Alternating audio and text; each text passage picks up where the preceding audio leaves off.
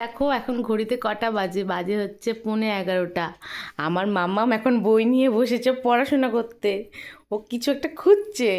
দেখো বইটার অবস্থা কি করছে চিড়ে। কি খুঁজছো মাম্মা? বলে দাও, মুখে বলো কি খুঁজছো।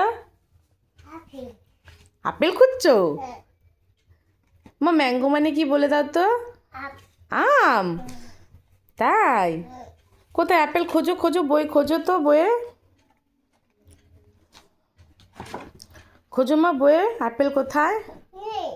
নেই? আছে, খোঁজো। তুমি তো বইটাকে ছিঁড়ে ফেলছো।